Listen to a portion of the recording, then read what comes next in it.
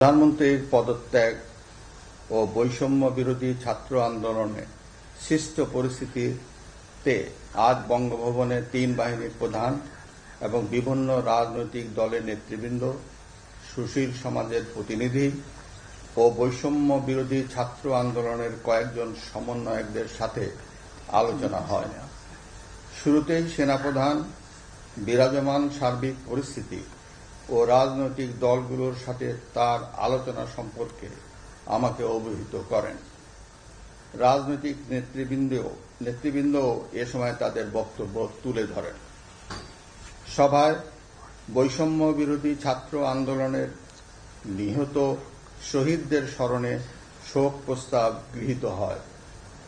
এছাড়া জরুরি ভিত্তিতে একটি অন্তর্বর্তীকালীন সরকার গঠনের সিদ্ধান্ত নেওয়া হয়। সকল দল ও অংশীজনদের সাথে আলোচনা করে গঠিত অন্তর্বর্তীকালীন সরকার যত দ্রুত সম্ভব নির্বাচনের ব্যবস্থা করবে। বৈষম্য বিরোধী ছাত্র আন্দোলন ও বিভিন্ন মিথ্যা মামলায় আটকসহ সকল বন্দীদের মুক্তি দেওয়া হবে। বৈষম্য বিরোধী ছাত্র আন্দোলনের নিহতদের পরিবারদের ক্ষতিপূরণ প্রদান ও আহতদের সুচিকিৎসার প্রয়োজনীয় সকল সহায়তা দেওয়া হবে। সর্বসম্মতিক্রমে বিএনপির চেয়ারপারসন বেগম খালেদা জিয়াকে মুক্তি দেওয়ার সিদ্ধান্ত নেওয়া হয়।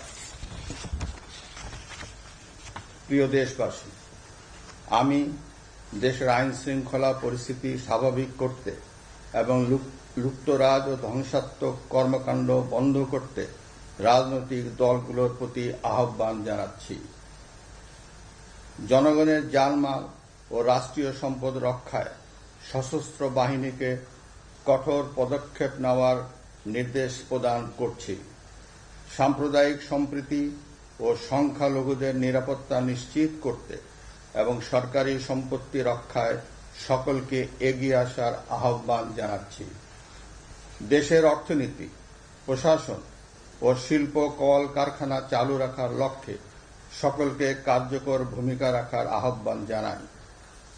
ছাত্র নেতৃবৃন্দ ও শিক্ষকদের সাথে আলোচনা সাপেক্ষে অতি শীঘ্রই শিক্ষা প্রতিষ্ঠানগুলি খুলে দেওয়া হবে।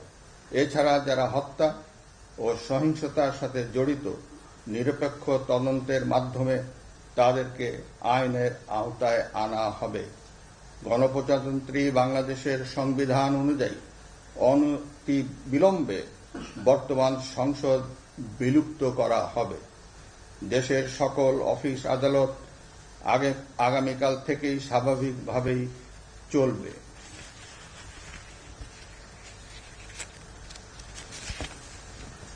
প্রিয় দেশবাসী, আসুন আমরা দেশকে বাঁচাতে একযোগে কাজ করি।